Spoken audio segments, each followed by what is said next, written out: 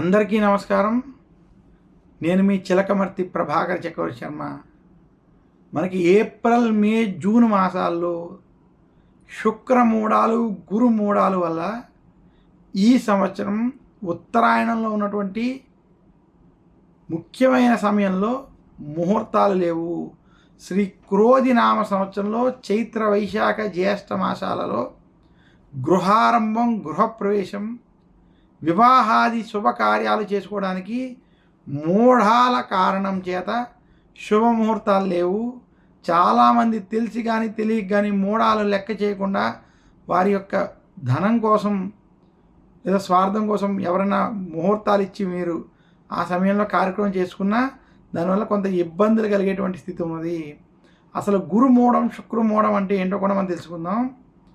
సూర్యుడు అంటే రవిగ్రహం ఏదైతే ఉన్నదో ఆ గ్రహంతో గురుడు కానీ శుక్రుడు కానీ కలిస్తే, రవితో గురుడు గనక కలిసి ఉంటే దాన్ని గురుమూఢముగా, శుక్రుడు గనక కలిస్తే శుక్రమూఢంగా, మౌఢ్యంగా చెప్పబడింది.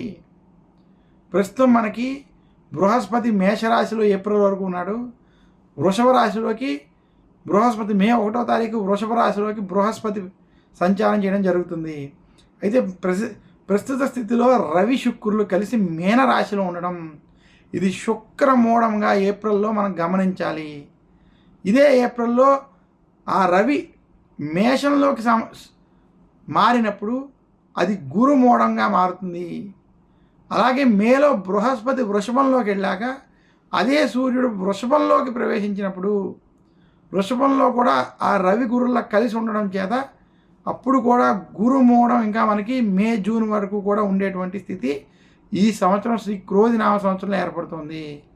ఇలా మూఢాలు ఉన్నటువంటి సమయంలో శాస్త్రాలు తెలియజేసినటువంటి విషయం ఏంటంటే, మనకి నవనాయకుల అధిపతి అయినటువంటి సూర్యుడితోటి మనకి దేవగురు అయినటువంటి బృహస్పతి కానీ దైత్యమంత్రి అయినటువంటి శుక్రాచార్య అయినటువంటి ఈ శుభగ్రహాలు కలిసి ఉన్నట్లయితే ఆ సమయంలో ఆచరించేటువంటి శుభకార్యాలు శుభ ఫలితాలు ఇవ్వవని, ఆ సమయంలో చేసేటువంటి కార్యక్రమాల వల్ల కొంత విరుద్ధమైనటువంటి ఫలితాలు కలుగుతాయని శాస్త్రాలు తెలియజేస్తున్నాయి. అందుచేత ఈ మౌఢ్య దినాల్లో గనక శుభకార్యాలు చేయకూడదని మరొకసారి సూచన చేస్తూ, ఈ సమయంలో విశేషించి ఈ మౌఢ్యం జరిగేటువంటి సమయంలో గృహారంభం, గృహప్రవేశం, వివాహం, ఉపనయనం వంటి శుభకార్యాలు ఆచరించకూడదని మాత్రం సూచిస్తున్నాను. ఎవరైతే గర్భవతులు ఉంటారో లేదా ఎవరికైతే శిశువులు కొత్తగా జననం వంటివి జరిగాయో వారికి సంబంధించిన కార్యక్రమాలు, పితృదేవతలకు సంబంధించినటువంటి తిథికి సంబంధించినటువంటి కార్యక్రమాలు మాత్రం యథాతథంగా ఆచరించుకోవాలి తప్ప మౌఢ్య సమయంలో విశేషించి శుభకార్యాలైనటువంటి గృహారంభం, గృహప్రవేశం లేదా నూతనంగా చేసుకునేటువంటి కార్యాల ఆరంభం కానీ ఇటువంటివి మాత్రం ఆచరించకూడదని తెలియజేస్తున్నాను.